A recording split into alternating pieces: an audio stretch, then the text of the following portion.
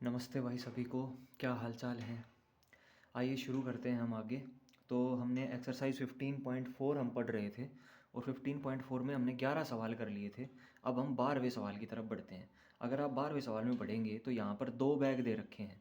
पहले बैग में 4 रेड और 5 ब्लैक बॉल है। दूसरे बैग में 3 रेड और 7 ब्लैक बॉल है। तो टोटल 9 बॉल हो गई, इसमें टोटल 10 बॉल हो गई। अब ये कह क्या रहा है, ये कह रहा है कि पहले बैग में इतनी बॉल है, दूसरे बैग में इतनी बॉल है। 1 ball is drawn from first and 2 ball from the second. यहाँ पर ये कह रहा है कि पहले बैग में से तो एक बॉल को बाहर निकाला गया है और दूसरे बैग में से भाई दो बॉलों को बाहर निकाला गया है। तो हमसे पूछा गया है कि इस बात की क्या संभावना है कि जो 3 बॉल निकली हैं, क्योंकि एक बॉल इसमें से निकली है, 2 बॉल इसमें से निकली है, कह रहा है कि जो 3 बॉल बाहर निकली है उनमें से 2 काली होगी और एक लाल होगी। तो भाई अब यहाँ पर बनेंगे केस।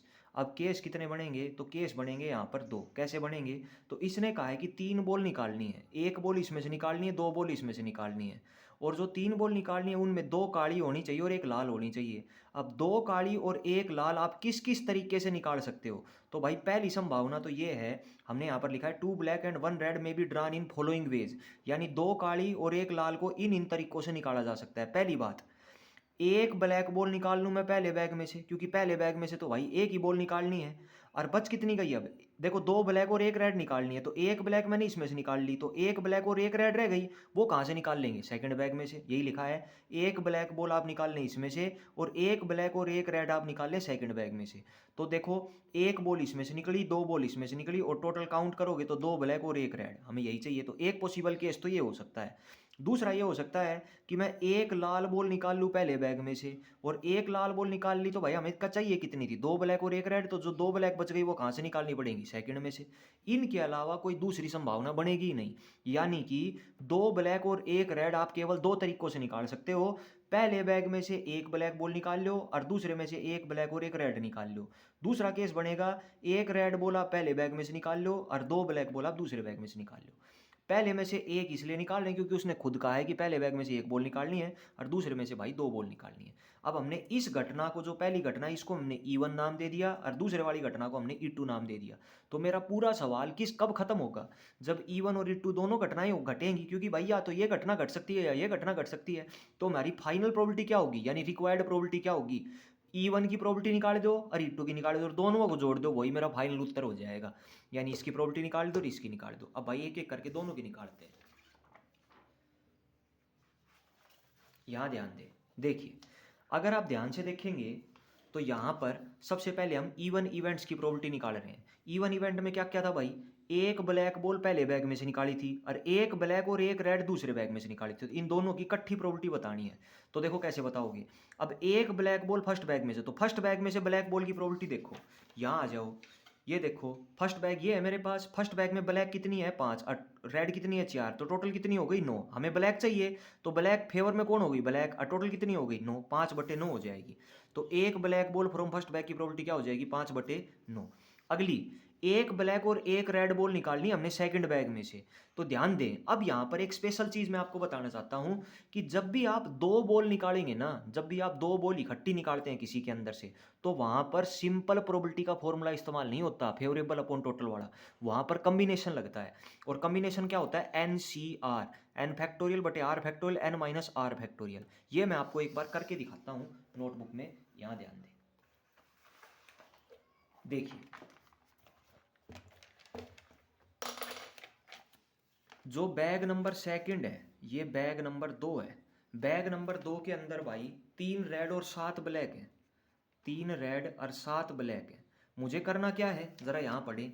मुझे एक ब्लैक और एक रेड निकालनी है। कितनी निकालनी है, एक ब्लैक निकालनी है और एक रेड निकालनी है, यानी 2 बॉल निकालनी है। अगर एक बॉल निकालनी होती ना तो मैं सिंपल प्रोबेबिलिटी का फॉर्मूला लगा देता, जैसे एक ब्लैक निकालनी होती तो हम लिख देते 7/10, एक रेड निकालनी होती तो लिख देते 3/10। लेकिन यहाँ पर 2 बॉल निकालनी है, जब भी एक से ज़्यादा बॉल निकालनी हो तो कम्बिनेशन लगता है। अब कम्बिनेशन कैसे लगाएंगे, तो ध्यान दो।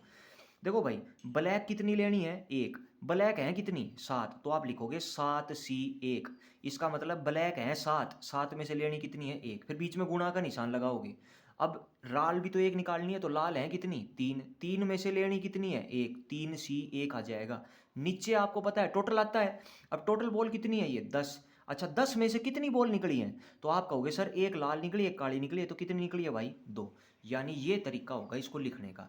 यानी एक ब्लैक और एक रेड की प्रोबेबिलिटी आप इसमें से निकालोगे तो उसकी प्रोबेबिलिटी ये बनेगी। समझ गए? अब सवाल आता है सर इनको सोल्व कैसे किया जाता है, तो मैं सोल्व करके दिखाता हूँ। तो देखो भाई, फैक्टोरियल एन सी आर का फॉर्मूला आपने पढ़ा होगा, ये होता है एन का फैक्टोरियल बटे आर का फैक्टोरियल गुणा में एन घटा आर का फैक्टोरियल। इसका मतलब जो ऊपर है उसका फैक्टोरियल कर दो, नीचे वाले का फैक्टोरियल कर दो, और इन दोनों की घटा करके उसका फैक्टोरियल कर दो। अब सवाल है सर ये फैक्टोरियल क्या होता है? जैसे मान लो मुझे 7 का फैक्टोरियल खोलना है, तो फैक्टोरियल का मतलब होता है भाई उल्टा खोलना, एक एक नंबर घटाते चलो। पहले 7 को लिखो, फिर एक घटाओ 6, फिर एक घटाओ 5, फिर एक घटाओ 4, फिर एक घटाओ 3, फिर एक घटाओ 2, फिर घटाओ 1। इससे पीछे नहीं जाना, क्योंकि आप इससे पीछे जाओगे तो जीरो आएगा, और भाई जीरो की पूरे से गुणा करोगे तो जीरो हो जाएगा। तो जीरो तक नहीं जाना है, एक तक ही खोलना होता है। समझ गए मेरी बात को? तो ये इनको खोलने का तरीका होता है। अब जैसे मुझे 7C1 को खोलना है, तो मैं कैसे खोलूंगा? ऊपर 7 है तो ऊपर 7 का फैक्टोरियल, नीचे 1 है तो 1 का फैक्टोरियल, फिर गुणा में 7 और 1 को घटा दो, कितना बचेगा? 6 का फैक्टोरियल।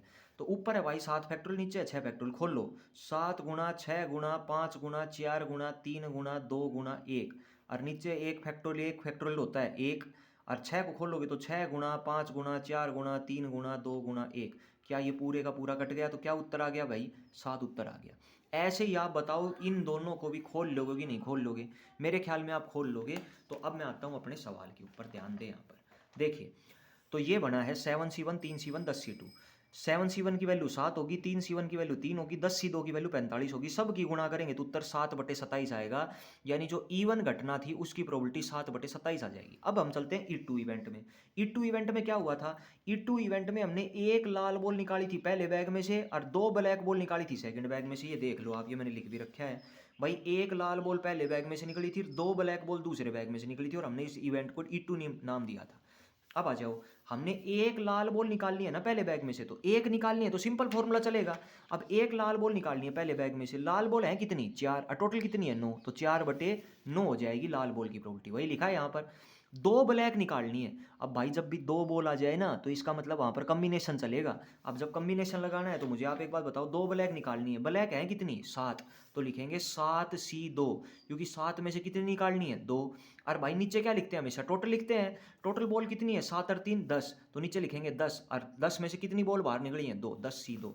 7C2 का मान 7 होता है, 10C2 का मान 15 होता है। सोल्व करोगे तो उत्तर 28/135 आएगा। दोनों इवेंट्स की प्रोबेबिलिटी आ गई।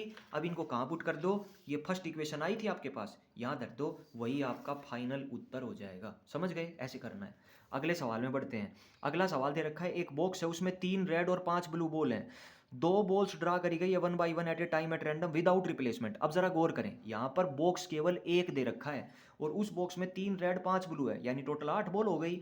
अगले ने लिख दिया कि एक के बाद दूसरी बॉल निकाली है, और विदाउट रिप्लेसमेंट है। भाई विदाउट रिप्लेसमेंट का मतलब ये होता है कि जो बॉल आपने बाहर निकाल दी ना, वो वापिस अंदर नहीं जाएगी। यानी यहाँ पर एक और चीज क्लियर करें, यहाँ दोनों बॉलों को साथ नहीं निकाला गया है, दोनों बॉलों को एक के बाद एक करके बाहर निकाला गया है, यहाँ पर एक के बाद एक। ठीक है?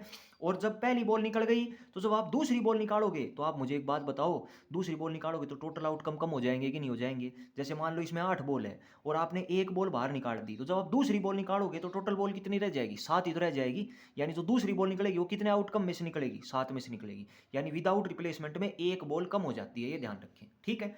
अब यहाँ पर ध्यान दें, इसने कहा है बॉक्स में 3 रेड और 5 ब्लू बॉल हैं, 2 बॉल्स को निकालना है, एक के बाद एक निकालना है, विदाउट रिप्लेसमेंट है। हमसे पूछा है कि जो दोनों बॉल होगी, find the probability of getting एक रेड और एक ब्लू बॉल, यानी एक लाल और एक ब्लू बॉल आने की प्रोबेबिलिटी क्या हो सकती है? अब भाई हमें 2 बॉल निकालनी है, और इसने कहा है कि जो 2 बॉल आप निकालो ना, उनमें एक लाल होनी चाहिए और एक कैसी होनी चाहिए? ब्लू होनी चाहिए। अब सवाल ये आता है, एक लाल और एक ब्लू को मैं कितने तरीकों से निकाल सकता हूं? तो भाई मैं 2 तरीकों से निकाल सकता हूं। पहला तरीका तो पता है क्या होगा? क्या पता पहले नंबर पर लाल बॉल निकाल दूं और दूसरे नंबर पर मेरे हाथ में ब्लू बॉल आ जाए, या उल्टा भी हो सकता है भाई। क्या पता पहले ब्लू बॉल निकल आ जाए मेरे हाथ में और दूसरे नंबर पर लाल बॉल आ जाए, तो केस 2 बन गए कि नहीं बन गए? और हम तो प्रोबेबिलिटी में केस ही लेते हैं, तो आ जाओ यहाँ पर लिख देते हैं। तो पहला केस तो बनेगा लाल बॉल पहले ड्रा में आ जाए, यानी पहली बार मेरे हाथ में लाल आ जाए और ब्लू बॉल मेरे हाथ में दूसरे हाथ में आए। इस घटना को मैंने E1 नाम दे दिया। अब दूसरी घटना क्या बनेगी भाई? क्या पता ब्लू बॉल पहली बार में आ जाए और रेड बॉल कौन से ड्रा में आ जाए, दूसरे ड्रा में, यानी दूसरी बार मेरे हाथ में रेड बॉल आ जाए, इस घटना को मैंने E2 नाम दे दिया। और आप एक बात जानते हो कि जो मेरा फाइनल उत्तर होगा वो क्या होगा, इस घटना की प्रोबेबिलिटी बता दो, इस घटना की बता दो, दोनों की प्रोबेबिलिटी को जोड़ दो, वही मेरा फाइनल उत्तर होगा। तो E1 की प्रोबेबिलिटी निकालनी है, E2 की निकालनी है, और दोनों को जोड़ देना है। आ जाओ पहले E1 निकालते हैं। E1 में क्या कह रहा है, पी का मतलब है प्रोबेबिलिटी, और E1 क्या है वो हमने अंदर लिख दिया है। E1 है लाल बॉल पहले ड्रा में और ब्लू बॉल दूसरे ड्रा में। अब भाई आप एक बात बताओ, पहली बॉल कौन सी निकली है, लाल निकली है, तो आप जरा यहां देख के बताएं पीछे। अच्छा ये मैंने लिख रखा है ना, यहाँ पर ये लिख रखा, देखो पहली बॉल लाल निकली है, दूसरी बॉल ब्लू निकली है। लाल बॉल है कितनी, 3, ब्लू बॉल कितनी है, 5, और टोटल बॉल कितनी है, 8। तो पहली बॉल अगर लाल निकली है तो मेरे फेवर में कौन है, लाल। लाल कितनी है, 3, और टोटल कितनी है, 8, तो 3/8 हो जाएगी इसकी प्रोबेबिलिटी। एंड का मतलब गुना होता है, बीच में गुना लगाएं। ब्लू बॉल निकालनी है दूसरे नंबर पर। अब भाई जब आप दूसरे नंबर पर ब्लू निकालोगे तो फेवर में आपके ब्लू हो जाएगी, तो ऊपर तो 5 आएगा लेकिन नीचे 7 आएगा। कारण क्या है, आप कहोगे जी 8 है टोटल बॉल, तो यहाँ 7 क्यों लिख दिया, क्योंकि भाई उसने खुद कहा है विदाउट रिप्लेसमेंट है। विदाउट रिप्लेसमेंट का मतलब अगर एक बॉल निकाली तो बाहर फेंक दी हमने, वो वापस अंदर नहीं जाएगी, यानी एक बॉल कम हो गई। तो E1 की प्रोबेबिलिटी आ गई कि नहीं आ गई। अब निकालते हैं E2 की। E2 में कह रहा है उल्टा, कि पहले नंबर पर कौन सी बॉल आए, ब्लू, और दूसरे नंबर पर कौन सी आए, रेड। तो ब्लू बॉल निकालो भाई। तो ब्लू बॉल क्या कितनी है हमारे पास, 5, और टोटल आउटकम कितने हैं, 8, 5/8 हो गए यहाँ पर। अब दूसरे नंबर पर लाल निकाली है। अब जब आप दूसरे नंबर पर लाल निकालोगे तो फेवर में लाल है, लाल कितनी है, 3, लेकिन नीचे 7 आएगा। क्यों आएगा, क्योंकि विदाउट रिप्लेसमेंट है। क्योंकि विदाउट रिप्लेसमेंट का मतलब होता है पहले जो बॉल निकल गई वो बाहर चली गई, यानी ब्लू निकल गई तो एक बॉल कम हो गई, तो इसका मतलब यहाँ 7 आएगा। गुणा करोगे तो 15/56। अब भाई E1 की भी आ गई, E2 की भी आ गई, दोनों को इस फॉर्मूले में धर दो, वही हमारा फाइनल उत्तर हो जाएगा। बताओ कर लोगे कि नहीं कर लोगे। अगले में आ जाओ 14वें सवाल में। 14वें सवाल में कह रहा है 2 बॉल्स को ड्रा किया गया है एट रैंडम विद रिप्लेसमेंट। अब यहाँ ध्यान दे, यहाँ सवाल चेंज हो गया, वापस से 2 बॉल निकाली गई हैं, लेकिन सवाल में बस एक चीज का अंतर कर दिया। इस सवाल में जो पीछे वाला था यहाँ विदाउट रिप्लेसमेंट था, यहाँ क्या है, विद रिप्लेसमेंट।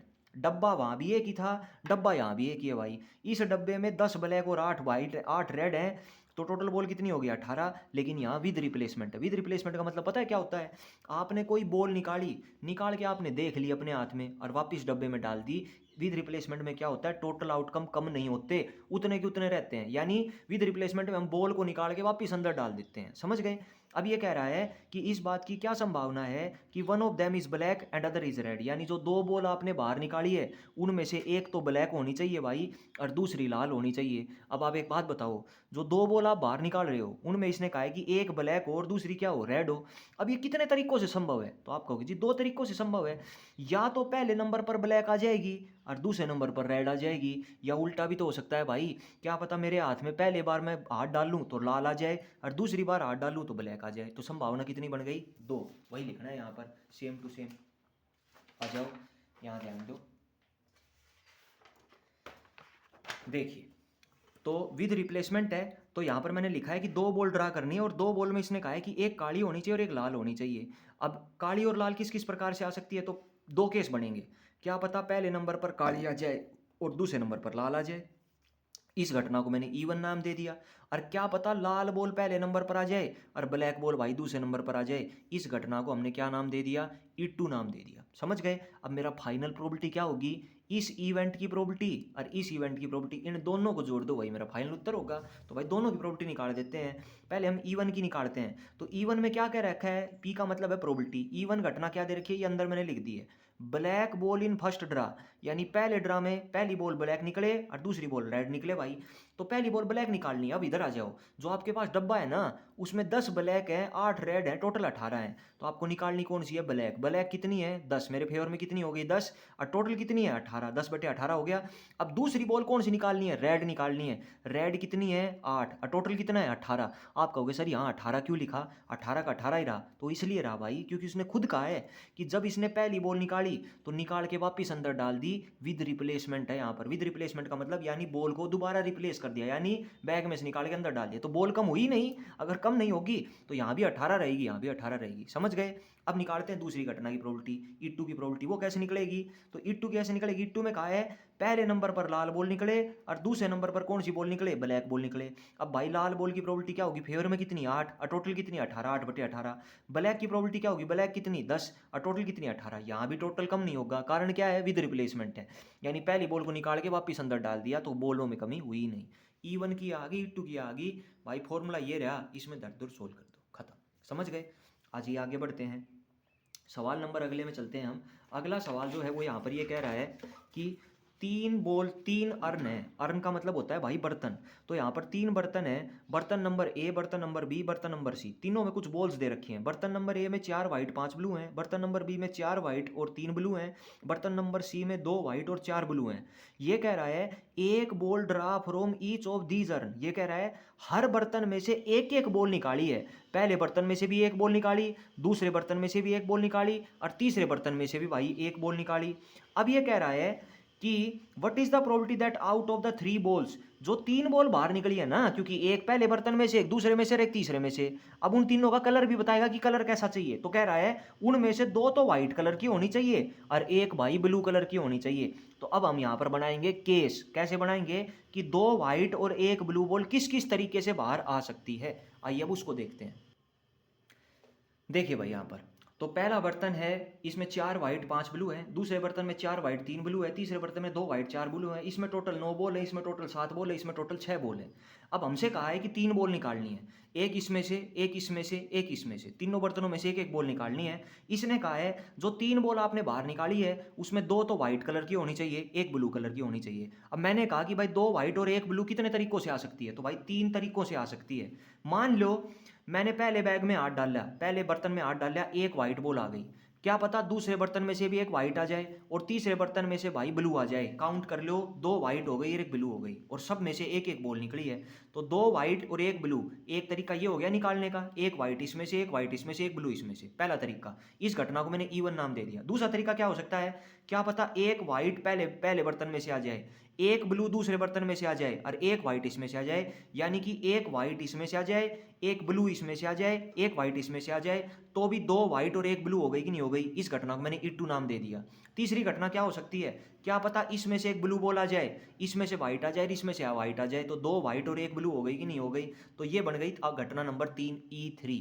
अब मेरा फाइनल उत्तर क्या होगा भाई, घटना नंबर E1 की प्रोबेबिलिटी, घटना नंबर E2 की प्रोबेबिलिटी और घटना E3 की प्रोबेबिलिटी, तीनों की प्रोबेबिलिटी को जोड़ दो, वही आपका फाइनल उत्तर होगा। तो तीनों की प्रोबेबिलिटी अलग अलग निकाल देते हैं भाई। आ जाओ, सबसे पहले हम प्रोबेबिलिटी निकालते हैं E1 इवेंट की। E1 में क्या क्या रखा है, व्हाइट बॉल आए बर्तन ए में से, व्हाइट बॉल आए बर्तन बी में से और ब्लू बॉल आए बर्तन सी में से। अब भाई आप एक बात बताओ, यहाँ पर ध्यान दे, बर्तन नंबर ए ये है, बर्तन नंबर बी ये है, बर्तन नंबर सी ये है। तो बर्तन नंबर ए से कौन सी बॉल निकालनी है, व्हाइट। व्हाइट कितनी है, 4 और टोटल कितनी है 9, तो 4/9 हो जाएगा। बर्तन नंबर बी से भी कैसी आनी है, व्हाइट। बर्तन नंबर बी में देखो व्हाइट कितनी है, 4, टोटल कितनी है 7, 4/7 हो जाएगा। बर्तन नंबर सी में से कौन सी बॉल निकालनी है, ब्लू। तो फेवर में कौन है, ब्लू, 4 और टोटल कितनी है 6, तो 4/6 हो जाएगा। काट पीट के उत्तर 32/189 आ जाएगा। अब आते हैं E2 में। E2 में कह रहा है व्हाइट बॉल आए बर्तन ए में से, ब्लू आए बी में से और व्हाइट आए सी में से। तो व्हाइट बॉल निकालो भाई अर्न ए में से, ए में से व्हाइट की प्रोबेबिलिटी 4/9 हो जाएगी। ब्लू बॉल की प्रोबेबिलिटी क्या होगी बर्तन बी में से, तो ब्लू कितनी है 3 और टोटल कितनी है 7, तो 3/7 हो जाएगा। व्हाइट बॉल निकालो सी में से, तो सी में से व्हाइट कितनी है भाई 2 और टोटल कितनी है 6, तो 2/6 हो जाएगा। उत्तर आ जाएगा ये। समझ गए? E3 इवेंट में चलो, E3 इवेंट में देखोगे तो यहाँ कह रहा है ब्लू बॉल आए बर्तन ए में से, व्हाइट बॉल आए बर्तन बी में से और व्हाइट बॉल आए बर्तन सी में से। तो ब्लू की निकालो ए में से, तो ब्लू कितनी है 5, टोटल कितनी है 9, 5/9 हो जाएगा कि नहीं हो जाएगा। व्हाइट बॉल बर्तन बी में से, व्हाइट कितनी है 4, टोटल कितनी है 7, 4/7 आ जाएगा। व्हाइट बॉल आए बर्तन सी में से, व्हाइट कितनी है 2 और टोटल कितनी है 6, 2/6, सब की गुणा करो उत्तर ही आ गया भाई। E1 ये आ गया, E2 ये आ गया, E3 ये आ गया, तीनों को पुट कर दो इस फॉर्मूले में, वही आपका फाइनल उत्तर हो जाएगा। कर लेंगे, मेरे ख्याल से आप हो जाएंगे। अब हम बढ़ते हैं थोड़ा सा और आगे, आ जाइए। अब हम चलते हैं नेक्स्ट क्वेश्चन की तरफ। नेक्स्ट क्वेश्चन में कह रहा है कि 2 बॉल्स को ड्रॉन किया गया है from A bag containing 3 white 3 red 4 green 4 black 1 by 1 without replacement. भाई ध्यान दे, यहाँ पर बैग एक ही दे रखा है और उस बैग के अंदर 3 व्हाइट 3 रेड 4 ग्रीन 4 ब्लैक ये बॉल है। टोटल काउंट करोगे तो 14 बॉल हो गई। यहाँ पर कहा है इस बैग में से 2 बॉल्स को निकाला गया है। अब दोनों बॉल कैसी होनी चाहिए, डिफरेंट कलर की होनी चाहिए। यहाँ पर देख दिक्कत फंस गई, यहाँ पर उसने कलर का नाम नहीं बताया। अब जब कलर का नाम नहीं बताया तो उसने डिफरेंट कलर लिख दिया। अब डिफरेंट कलर का क्या मतलब, ये हो गया कि दोनों बॉल डिफरेंट होनी चाहिए। तो यहाँ पर बहुत सारे केस बन जाएंगे। एग्जाम्पल के तौर पर मैं आपको बताऊं, जैसे पहला केस बनेगा, भाई क्या पता पहली बॉल व्हाइट हो दूसरी रेड हो, या उल्टा भी हो सकता है, पहली रोड रेड हो दूसरी व्हाइट हो। 2 केस तो ये बन गए। तीसरा केस, पहली व्हाइट हो दूसरी ग्रीन हो, तीसरा केस। अगला बनेगा पहली ग्रीन हो दूसरी व्हाइट हो, चौथा केस। पांचवा केस क्या बनेगा, पहली व्हाइट हो दूसरी ब्लैक हो, पांचवा केस। छठा केस क्या बनेगा, पहली ब्लैक हो दूसरी व्हाइट हो, छठा केस बन गया। इस तरीके से एक रेड हो एक ग्रीन हो, सातवां केस। पहली ग्रीन हो दूसरी रेड हो, आठवां केस। यानी आप ये देखेंगे लगभग लगभग 12-13 केस यहां पर बन जाएंगे। अब 12-13 केस की प्रोबेबिलिटी निकालना बहुत मुश्किल काम है। तो आप कहेंगे सर फिर इसकी प्रोबेबिलिटी कैसे निकालें? तो मैं आपको एक तरीका बताता हूं इसका शॉर्टकट। आपको करना क्या है, जब भी वो डिफरेंट कलर की प्रोबेबिलिटी का है ना, तो डिफरेंट कलर तो बहुत सारे हो गए भाई, तो डिफरेंट की प्रोबेबिलिटी निकालना बहुत मुश्किल काम है। आप क्या करो, यहां पर सेम कलर की प्रोबेबिलिटी निकाल दो। यानी आप ये पता कर दो कि सेम कलर आने की संभावना क्या है, यानी दोनों बॉल सेम कलर की होगी, इसकी प्रोबेबिलिटी क्या होगी। क्योंकि सेम कलर निकालना बहुत आसान है भाई, क्या पता दोनों व्हाइट हो, क्या पता दोनों रेड हो, क्या पता दोनों ग्रीन हो, क्या पता दोनों ब्लैक हो। केवल 4 ही केस बनेंगे, और डिफरेंट में तो भाई 12-13 केस बन जाएंगे। तो इसका मतलब सेम की निकालना आसान है। फिर आप कहोगे सर सेम की निकाल के फिर क्या फायदा होगा? तो जब आपने सेम की निकालनी ना, तो आपने एक फॉर्मूला पढ़ा था, किसी के होने की प्रोबेबिलिटी प्लस किसी के ना होने की प्रोबेबिलिटी बराबर 1 होती है। पढ़ा था कि नहीं पढ़ा था? अब आप एक बात बताओ, ऐसे ही अगर मैं सेम और डिफरेंट में लगाऊं, तो सेम का उल्टा डिफरेंट होता है ना, और डिफरेंट का उल्टा सेम होता है। इसका मतलब सेम की प्रोबेबिलिटी प्लस डिफरेंट की प्रोबेबिलिटी बराबर 1 होगी। यानी अगर आपने सेम की प्रोबेबिलिटी निकाल दी, यानी मैं यहां पर ये बता देता हूं, देखो ध्यान से, जैसे सेम की प्रोबेबिलिटी प्लस डिफरेंट की प्रोबेबिलिटी बराबर 1। अब आपने सेम की प्रोबेबिलिटी अगर निकाल दी, तो इसकी वैल्यू को आप उधर लेके चले जाना, एक में से घट के उत्तर आ जाएगा। यानी डिफरेंट की प्रोबेबिलिटी अगर हम निकालेंगे, तो एक में से ये इधर जाएगा, तो सेम की प्रोबेबिलिटी घटा देंगे। अब सेम की प्रोबेबिलिटी आप निकाल ही लोगे, उसको एक में से घटा देना, तो किसका उत्तर आ जाएगा, डिफरेंट की प्रोबेबिलिटी आ जाएगी। यानी हमारा सवाल आसान बन जाएगा। तो जब भी आपसे डिफरेंट कलर की प्रोबेबिलिटी पूछे, तो आप सेम कलर की प्रोबेबिलिटी निकाल लें कि हम ये मान के चलेंगे, यानी आप प्रोबेबिलिटी निकाल लो कि दोनों बॉल सेम कलर की होगी। अब ध्यान दो, तो यहां पर हम निकालते हैं, ये मैंने लिख दिया फॉर्मूला, ये लगेगा कि अगर दोनों बॉल डिफरेंट होगी, इसकी प्रोबेबिलिटी आपको निकालनी है, तो एक में से माइनस कर दो दोनों बॉल सेम कलर की होगी, इसकी प्रोबेबिलिटी को। आ जाइए, तो दोनों बॉल सेम कलर की हो, इनके लिए भाई 4 केस हो सकते हैं। क्या पता दोनों बॉल व्हाइट हो, क्या पता दोनों बॉल रेड हो, क्या पता दोनों बॉल ग्रीन हो, और क्या पता दोनों बॉल ब्लैक हो। क्योंकि मेरे पास 4 ही कलर की बॉल है, दोनों व्हाइट हो सकती है, दोनों रेड हो सकती है, दोनों ग्रीन हो सकती है, दोनों ब्लैक हो सकती है।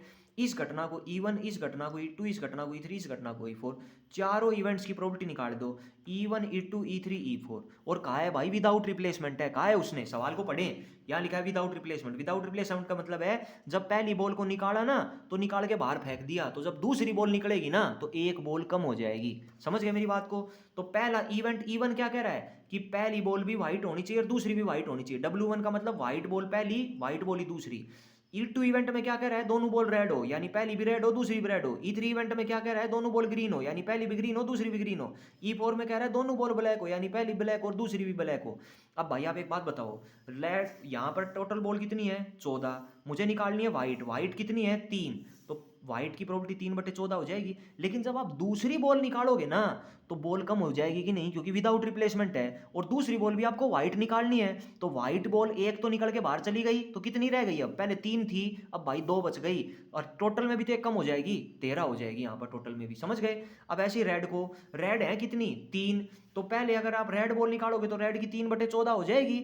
अब रेड एक तो बॉल रेड निकल गई, अब एक निकल गई, तो जो अगली रेड निकालोगे तो वो 2 बचेंगी कि नहीं, क्योंकि टोटल बॉल कितनी है, 3 है रेड, एक निकल गई तो 2 बच गई, और टोटल में भी तो कम हो जाएगी क्योंकि विदाउट रिप्लेसमेंट है। या फिर संभावना क्या हो सकती है कि दोनों बॉल ग्रीन हो सकती है। अब ग्रीन कितनी है मेरे पास, 4 ग्रीन है, तो 4 और बटे में टोटल बॉल कितनी है, 14। लेकिन जब आप दूसरी ग्रीन निकालोगे, तो भाई एक बॉल कम हो जाएगी, क्योंकि विदाउट रिप्लेसमेंट है, यहाँ भी एक कम हो जाएगा, यहाँ भी एक कम, तो 3/13। और जब दोनों बॉल ब्लैक हो, क्या पता संभावना ये भी हो सकती है, ये केवल केस है, संभावना ये हो सकती है, ये भी हो सकती है, ये भी हो सकती है, ये भी हो सकती है, हम तो सारी संभावनाओं को जोड़ के चलते हैं।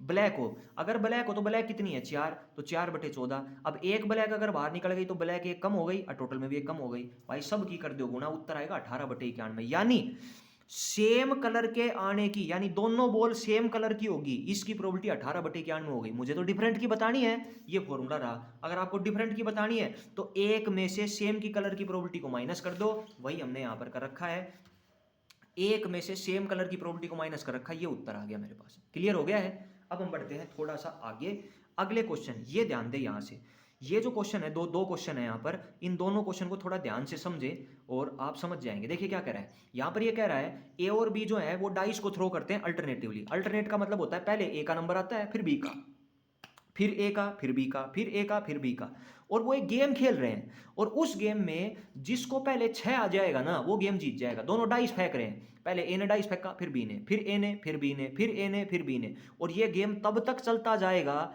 जब तक किसी को 6 नहीं आ जाएगा। जैसे ही 6 आ गया ये गेम थम जाएगा और जिसको 6 आएगा वो विजेता घोषित कर दिया जाएगा। तो यहाँ पर ये कह रहा है कि भाई ए के जीतने के चांस कितने हैं, हमें probability of winning if A start first, हमें प्रोबेबिलिटी ऑफ विनिंग बतानी है, यहाँ पर जीतने के चांस बताने हैं। अगर ए गेम को पहले स्टार्ट करता है तो भाई ए के जीतने के चांस कितने हैं और बी के जीतने के चांस कितने हैं, हम दोनों के केस निकाल लेते हैं। इसने आगे ये भी बता दिया कि ए गेम को पहले स्टार्ट करता है। आइए यहाँ पर सबसे पहले जब डाइस को फेंकेंगे तो सैंपल स्पेस में 6 नंबर होंगे, या तो 1 आएगा, या 2 आएगा, 3 आएगा, 4 या 5 या 6। अब आप एक बात बताओ, यहाँ पर घटना कितनी घट रही है, तो आप कहोगे सर एक ही तो घटना घट रही है, 6 आएगा विजेता घोषित हो जाएगा, बस बात खत्म, घटना यही है। तो ई वो घटना है जब हमें 6 मिल जाए, और 6 आने की प्रोबेबिलिटी क्या होती है, 6 कितने हैं यहाँ पर 1, और टोटल आउटकम कितने हैं 6, तो 6 आने की प्रोबेबिलिटी हो गई भाई 1/6।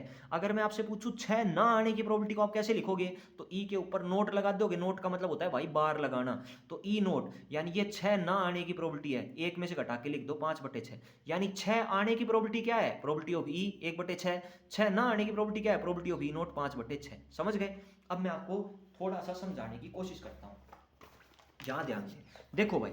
उसने कहा है सबसे पहले हम ये पता करेंगे कि ए के जीतने के चांस कितने हैं, उसके बाद हम पता करेंगे कि बी के विनिंग के चांस कितने हैं। तो आप एक बात बताओ, इसने खुद कहा है कि शुरुआत कौन करता है, ए करता है, तो देखो ए कहां कहां जीत सकता है वो हम चर्चा करते हैं। तो देखो पहला नंबर किसका होगा, ए का, फिर दूसरा नंबर किसका होगा, बी का, ये पहला नंबर, ये दूसरा, ये तीसरा, ये चौथा, ये पांचवा, ये छठा, ये सातवां, ये आठवां, एंड सो ऑन।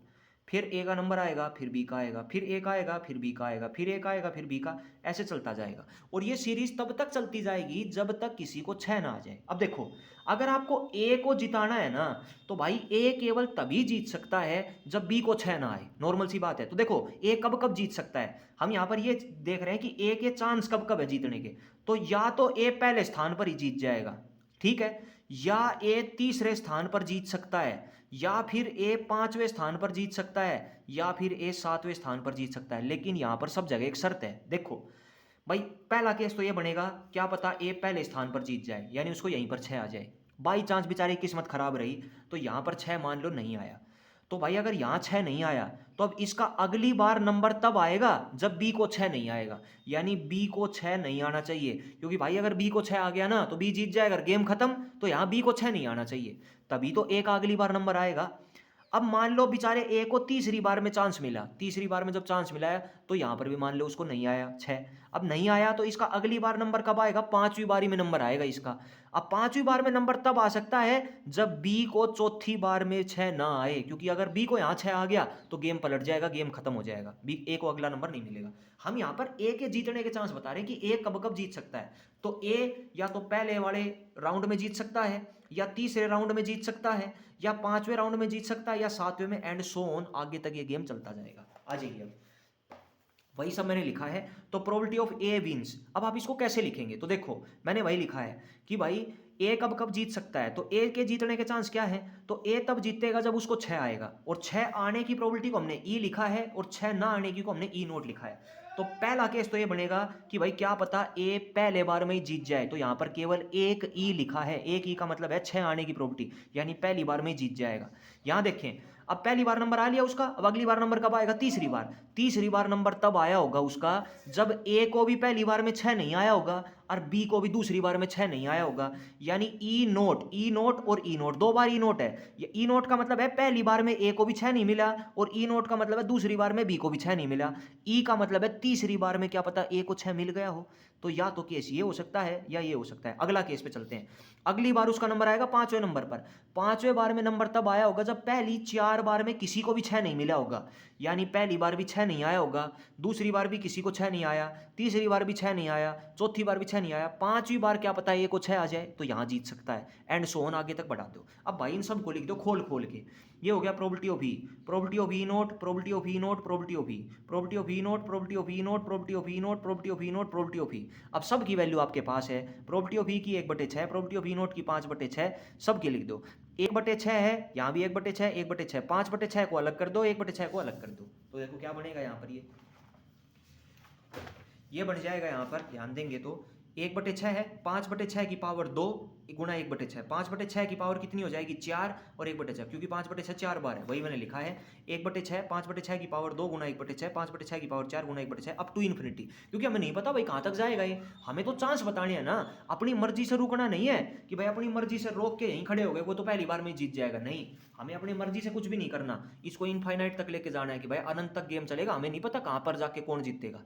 अब ध्यान दें, ये एक जीपी होती है, आपने एपी पढ़ी थी 10वीं क्लास में, तो इसमें फर्स्ट टर्म कौन होती है जो पहले स्थान पर होती है, तो फर्स्ट टर्म ए, वो है कौन 1/6, इसको ए से लिखते हैं। अब जैसे एपी पढ़ी थी आपने 10वीं क्लास में, एपी में कॉमन डिफरेंस होता था ना डी, जिसको हम कॉमन डिफरेंस कहते थे, वैसे ही जीपी में कॉमन रेशियो होता है, कॉमन रेशियो को हम आर कहते हैं, और आर निकालने का फॉर्मूला होता है भाई सेकंड टर्म बटे में फर्स्ट टर्म, सेकंड टर्म कौन है ये और फर्स्ट टर्म कौन है ये, तो सेकंड टर्म को फर्स्ट टर्म से भाग देंगे तो 1/6 से 1/6 कट जाएगा, 5/6 का स्क्वायर बच जाएगा, तो आर का मान आ गया।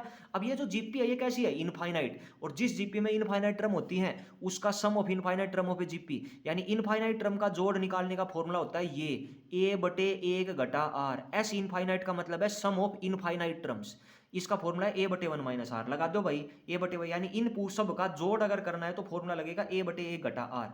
करोगे तो कैसे लगाओगे, a का मान भी आपने निकाल रखा है, r का मान भी आपने निकाल रखा है, पुट कर दो, दोनों को सोल्व करोगे, उत्तर फाइनल निकल के 6/11 आ जाएगा। इसका मतलब हुआ भाई ए के जीतने के चांस कितने हो गए 6/11, लेकिन मुझे तो इस सवाल में बी के जीतने के भी चांस बताने थे। अब बी के जीतने के चांस आप वैसे मत करना जैसे हमने यहाँ किया था कि भाई बी दूसरे स्थान पर जीत सकता है, फिर बी चौथे स्थान पर जीत सकता है, बी छठे स्थान पर जीत सकता है, बी आठवें स्थान पर, नहीं, इतना लंबा करने की जरूरत नहीं है।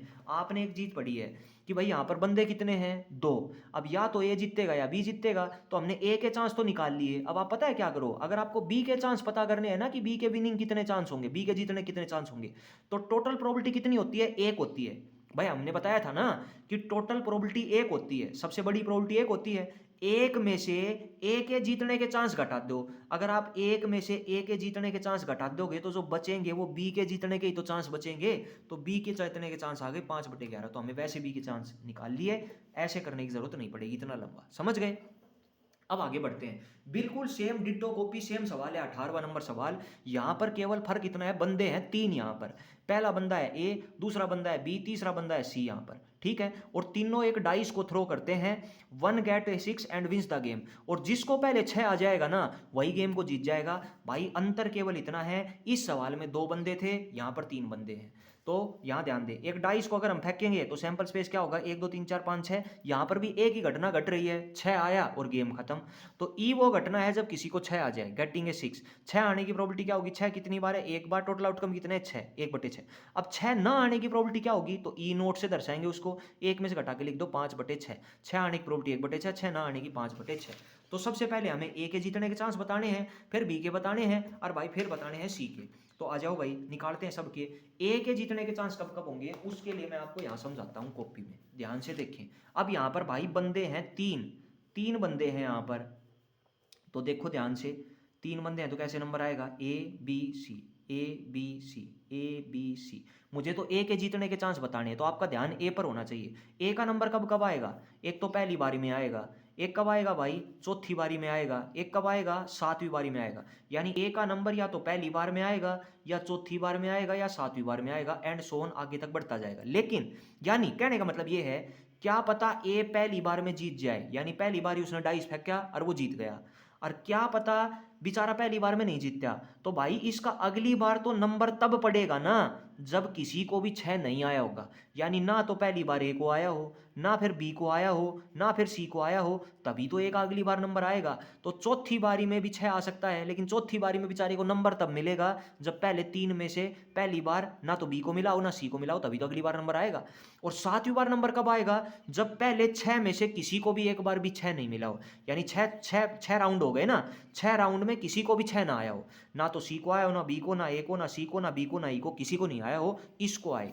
यानी कि हमें यहाँ पर केस बनाने हैं कि कब कब जीत सकता है, पहले स्थान पर जीत सकता है, चौथे पर जीत सकता है, 7वें पर जीत सकता है। आइए करते हैं शुरुआत, वही मैंने लिखा है कि ए कब कब जीत सकता है, पहले स्थान पर, चौथे स्थान पर और 7वें स्थान पर, और आगे मैंने ये भी लिखा है कि इनके बीच में बी और सी को 6 नहीं मिलना चाहिए, बस ये ध्यान रखना है, do not throw 6 in between these throw, यानी बी और सी इनके बीच में 6 ना आ पाए, बी और सी 6 को, सी को, ठीक है। तो ए के जीतने के चांस बताने, तो देखो भाई ए के जीतने के चांस कब होंगे, क्या पता पहली बारी में जीत जाए, और जीतने की प्रोबेबिलिटी है ई से मान रखी है हमने, 6 आने की प्रोबेबिलिटी ई क्या रखी है, तो पहली बार में जीत जाएगा। अगर पहली बार में नहीं जीतता तो प्लस का निशान, यानी या तो ये केस होगा या ये होगा या ये होगा एंड सो ऑन। अब दूसरा केस क्या बन सकता है, दूसरा केस ये बन सकता है कि मान लो बेचारा पहली बार में नहीं जीतता, तो अगला नंबर इसका चौथे नंबर पर आएगा। भाई चौथे नंबर पर तो नंबर तब आएगा जब ना तो पहली बार ए को मिला हो, ना बी को 6 आया हो, ना सी को आया हो, यानी ना तो ए को आया हो, ना बी को आया हो, ना सी को आया हो। और ना आने की प्रोबेबिलिटी को हमने ई नोट से दर्शा रखा है, यानी ना तो पहली बार 6 आया हो, ना दूसरी बार आया हो, ना तीसरी बार, चौथी बार आ गया हो, तो यहां भी जीत सकता है वो। ठीक है, एक केस जीतने का ये हो गया। अगला केस क्या हो सकता है, अगला नंबर उसका 7वें नंबर पर आएगा। अब 7वें नंबर पर तो नंबर तब आएगा जब पहले 6 राउंड में किसी को भी 6 ना आया हो, यानी ना तो पहली बार 6 आया हो, ना दूसरी बार, ना तीसरी बार, ना चौथी बार, ना पांचवी बार, ना छठी बार इसको आ गया हो। ऐसे एंड सो ऑन आगे तक बढ़ते जाएंगे। अब भाई इन सबको खोल खोल के लिख दो आप। प्रोबेबिलिटी ऑफ ई, ये probability of E not, probability of E not, probability of E not, probability of E, probability of E not, probability of E not, probability of E not, probability of E not, probability of E not, probability of E not, probability of E, गुणा कर दो। Probability of E note है 5/6, सब की value हमने यहाँ पर धर दी। 5/6 की पावर 3 है, 5/6 की पावर 6 है, गुणा में 1/6, गुणा में 1/6 अप टू इन्फिनिटी।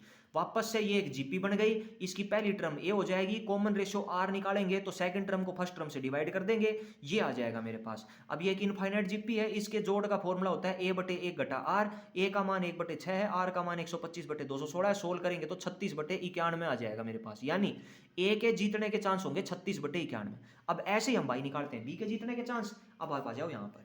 अब बी कब कब जीत सकता है, तो भाई बी के देखो 1 2 3 4 5 6 7 8 9, A B C, A B C, A B C. देखो अब हमें बी के चांस बताने हैं, तो बी कब कब जीत सकता है, तो बी जीत सकता है सेकंड राउंड में। लेकिन बी सेकंड राउंड में तभी जीतेगा जब पहले राउंड में ए को 6 नहीं आएगा, तो एक चांस हो गया बी का सेकंड राउंड में जीतने का। एक भी जीत सकता है भाई 5वें राउंड में, लेकिन 5वें राउंड में उसको नंबर तब मिलेगा जब पहले 4 राउंड में किसी को भी 6 ना आया हो।